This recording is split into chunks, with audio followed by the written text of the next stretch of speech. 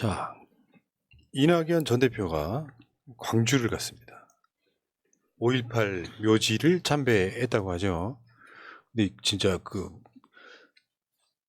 근데 여기서 보면 물론 뭐 여러 가지 맥락이 다 있고 저 말만 한 건 아닌데 저게 한겨레 헤드라인이에요. 이재명, 그러니까 이낙연, 이재명 작심 비판. 민주당 혁신 핵심은 도덕성 민주주의. 저거는 이낙연이 어떤 의도를 갖고 말했더라도 지금의 언론들이 저걸 그대로 둘 리가 있어요. 이낙연이 이재명 비판했다는 키워드 뽑아내더라고 그렇죠. 난리를 치는 거지. 그러니까 이낙연이 한국 들어와가지고 저럴 의도가 없었더라도 사실 저거는 굉장히 기회주의적 운동에 가깝습니다. 사실 민주당이 대선 진 시작점은 저 양반 때문이잖아. 그렇죠. 시작과 끝이 저 양반 때문이라고. 근데 지금 물론 윤석열 정권에 대한 비판도 했어요. 했는데 언론들이 윤석열 정권 비판한 걸 헤드라인으로 써주겠습니까? 이낙연, 이재명 작심 비판, 민주당 혁신 핵심은 도덕성 민주주의다. 근데 이낙연이 저런 비판을 할 자격이 있습니까? 도덕성에 대해서는 이미 그 경선 과정에서부터 측근들이 뭐 이렇게 수사받다가 극단적 선택을 해서 돌아가셨을 때도 거리두기를 하면서 자기하고는 상관없는 척, 뭐 그런 식으로 자기는 도덕성에 아무런 문제가 없는 척 그런 위장 많이 했지 않습니까? 민주주의는 또 어떻습니까? 민주주의의 어떤 실천적인 행동 중에 하나는 절차에 대한 승복이잖아요. 그런데 경선에서 졌어요. 경선에서 지면은 깨끗하게 승복하고 전체의 팀의 승리를 위해서 협조해야 되는데 안 했잖아요. 민주주의에 대해서 자기가 무슨 말할 자격이 있습니까? 그리고 이낙연이 언론에 대해 속성을 몰라요?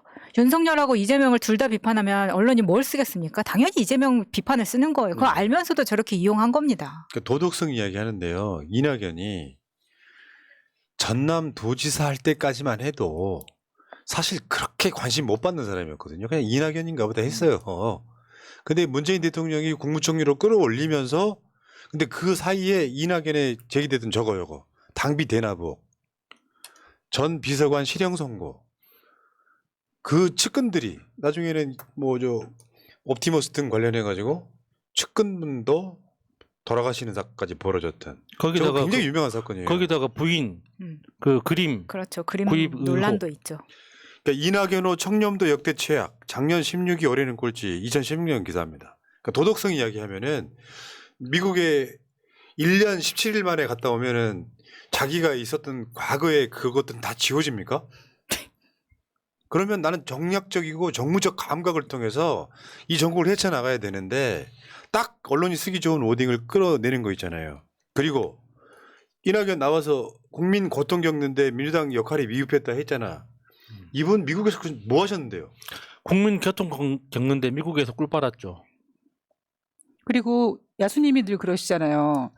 대선에서 그렇게 이제 되지 않은 상태에서 그렇게 뭐 대선 주자도 아닌데 미국 가서 연수 가는 사람은 이낙연이 그렇죠. 처음이라고. 그렇죠. 예. 그러니까 저렇게 미국에서 1년 동안 유학 갔다 온 것 자체를 좀 부끄럽게 생각할 줄 알아야 되는데 뭔가 자기가 대단한 일을 그 어떤 고난을 겪고 온 것처럼 저렇게 스스로를 포장하는 것 자체가 너무 보기가 안 좋아요. 사실 저 정도 연세에 나이에 대선 경선 지고 그랬으면 정계 은퇴가 맞죠. 그렇죠. 정계 은퇴하면서 뭔가 지금 시대가 평화적 시대가 아니기 때문에 윤석열과 싸우는 힘을 모아줄 텐데 그게 안 돼. 그 당의 쓴소리라는 표현 자체가 좀 뭐 낚시하시고 뭐 참 진짜 꿀 빠셨네요. 그리고 사실 이낙연이 언제든지 뭐 쓴소리라는 거 합니까? 이낙연이 어떤 화법을 보면 밥 먹으면 똥 쌉니다. 이렇게 너무 뻔한 얘기를 하는 거예요. 그러니까 민주당이 어떤 혁신이나 이렇게 뭔가를 앞으로 나가야 되는 그런 멘트가 아니라 그냥 누가 들어도 그냥 맞는 얘기인데 그게 전혀 민주당이나 민주당원들한테 도움이 되지 않는 얘기고 자기 어떤 그 쉴드 치는 얘기밖에 안 되는 거죠. 그렇습니다. 자, 여기 박명록 한번 볼까요? 뭐라고 써요? 술 드신 거 아니죠? 올 영령들이시여 지혜와 용기를 주소서 힘겨운 국민들을 굽어 살피소서. 너무 부끄러워요 진짜. 45대 국무총리 이낙연. 저게 2023년 7월 2일에 썼다는 것 자체가 믿기지가 않습니다.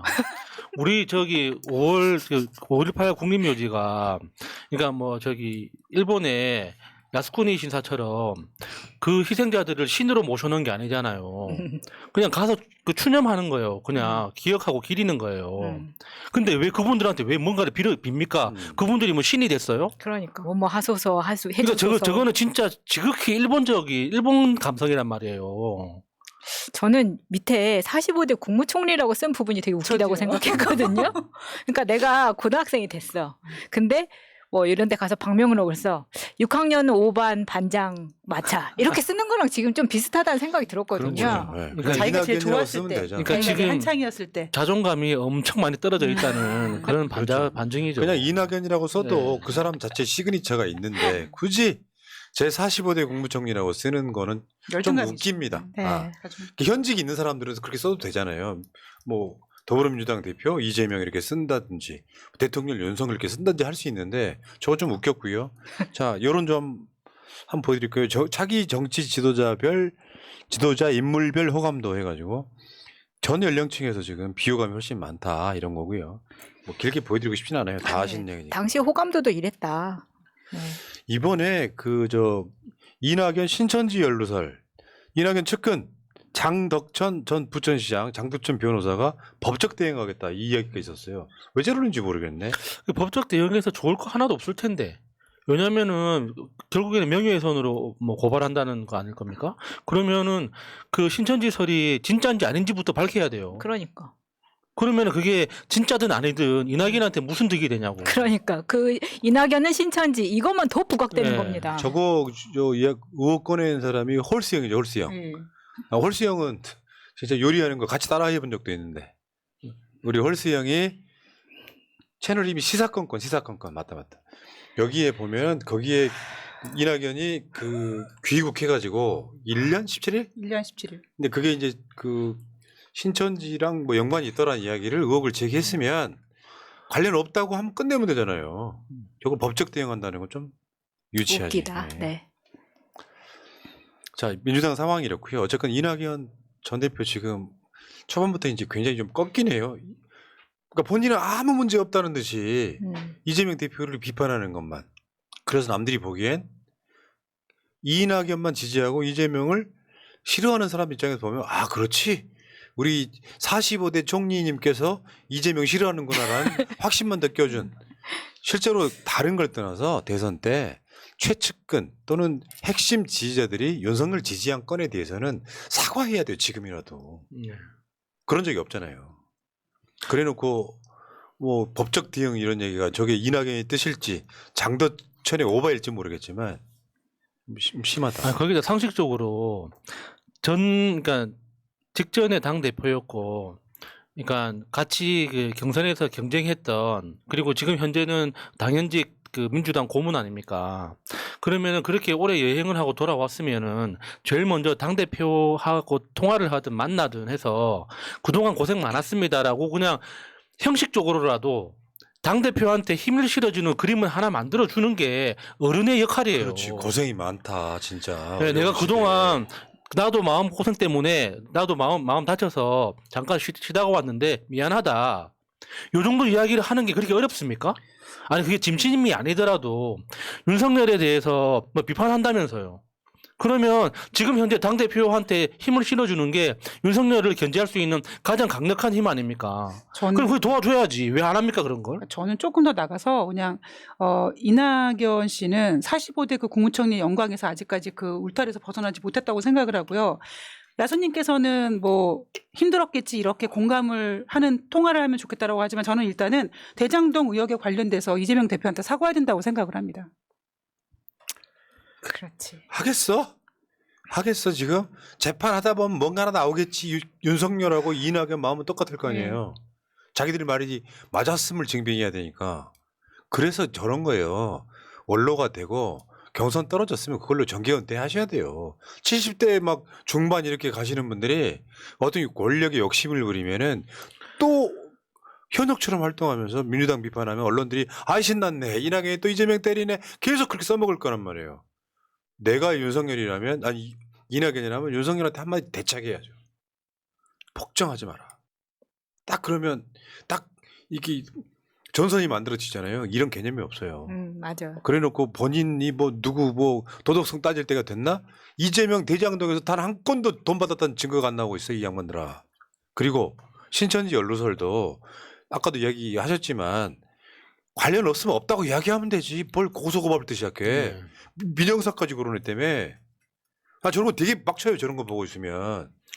그냥 너무 어른답지 않은 행동들이죠. 그러니까 더 큰 정치인으로서 인정도 못 받고 더 이상 사람들이 기대가 없어지는 겁니다. 자 반면 국민의힘에서는 야 최경환이가 돌아오더라고 컴백. 거기 저 이제 비닐이 저 동대구역에다 깔아줘야 되는 분 있잖아. 농업용 비닐 두꺼운 걸로 이렇게. 농업용 비닐. 배를 가르면 피가 많이 나거든요. 할복한다고 했단 말이에요. 그 예, 최경환이 예, 돌아왔어. 감옥에서 나와가지고 염색도 하시고 그래. 근데 이준석을 만났더라고. 앞에 극혐 얼굴들은 좀 지웠습니다. 네. 근데 주로 이게 뭐냐면 그 이번에 국민의힘 전당대회가 경쟁자 제거 방식이었다. 이렇게 하면 안 된다. 유승민 뭐 이준석 다 힘 합쳐서 나가야 된다 이런 얘기인데 뭐 윤석열보다 최경환이 정상으로 보여. 여러분들 최경환 목소리 잘 모르죠. 네. 최경환이 진박 간배라고 다닐 때 연설 들어보면 목소리가 그렇게 비호감인 사람 찾기 힘들어요. 저 최경환이가 빚내서 집사라의 그렇죠. 원흉 네. 아니에요. 초이노믹스. 부총리 할 때 네. 지금 어려운 게 최경환이의 나비 효과가 있어요. 그렇죠.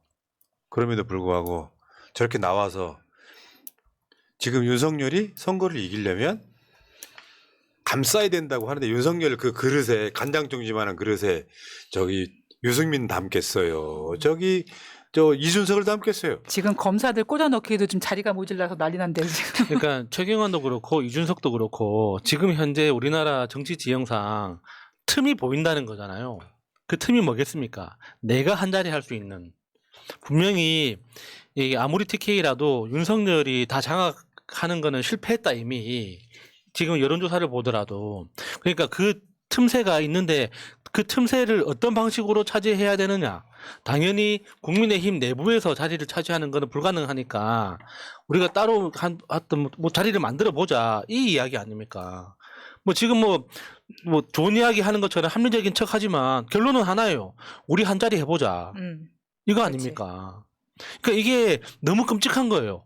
이준석은 그럴 만하죠. 이렇게 어렸을 때 정치를 시작해가지고 이제 나이도 이제 막 마흔 들락말락 하니까 열심히 정치를 해야 되는 사람은 맞는데 최경환 나이가 지금 한 70 됐을까요? 그러니까 왜 이런 겁니까? 저는 이게 공통적인 부작용이라고 봅니다. 이게 그러니까는 이 수명이 너무 많이 늘었어요. 이게 수명이 다 같이 너무 많이 늘어가지고 이게 사람들이 너무 건강한 거야. 그러니까 70이 돼서도 계속 일자리를 찾으려고 하는 거죠. 사실 쉬어야 되는데. 55년생입니다. 아. 55년생입니다. 그렇게 나이 많이 안 먹었는데? 그러니까 이런 인식들. 한 70 가까워졌으면은 쉬는 것도 괜찮겠다 해야 되는데 이제는 70도 청년이래요. 그렇게 그러니까 많이 먹었어요. 우리 나이로 한 69 정도? 그러니까 완전히 아비규환이죠. 모든 사람들이 그냥 만인에 대한 경쟁을 하는 거예요. 그렇네. 100살까지 살아야 된다는 이 공포심 때문에. 이렇게 합시다. 공포다. 70을 넘어가면 법으로 정해. 이제 위원 분명히 저 헌법재판소로 가겠지만 70 넘으면 선출직에 출마 못하기 뭐 이런 거. 아니 그러니까 시험을 쳐야 됩니다. 체력 테스트하고 인지 능력 테스트하고 치매 테스트 같은 것도 예, 하고. 다 지능 테스트 해가지고 그러면 가만 통과한 열심히 사람만. 먹겠구만. 예, 예. 그리고 있잖아요. 제가 여러분들 막 힘들어해서 했던 말 다시 한번 상기시켜 드릴게요. 윤석열 임기가 중간에 끌어내려오면 금상첨화 있고 난 그렇다고 믿는 사람이지만 설사 끌어내리지 못하더라도 윤석열 임기는 3년 10개월밖에 안 남았어요. 3년 10개월. 근데 내가 그랬잖아. 내가 그 시간 윤석열 임기가 다 지나도 내가 환갑이 안 되는 것에 대한 나름대로 위안을 느끼고 살았다고. 60이 한참 남았다고 생각하니까 견딜만 하더라고요. 이 힘든 시간을 참 소소한 행복으로 견디시는군요. 일단 여기까지 하시고 저 이낙연 대표가 모르겠습니다. 이건 난 기회주의자라고 봐요. 그 기회주의가 어떻게 작동을 하냐면 힘들 때는 밖에 나가서 꿀 빨면서 들어와가지고 마치 자기가 심판자인 것처럼. 난 그런 캐릭터 진짜 싫어.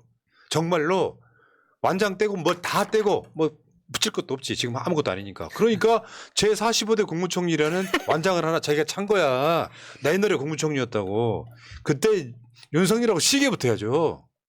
그래 오히려 이재명 대표의 존재감을 지워버려야지. 그것도 못해. 실제로는 그게 안 되는 거예요.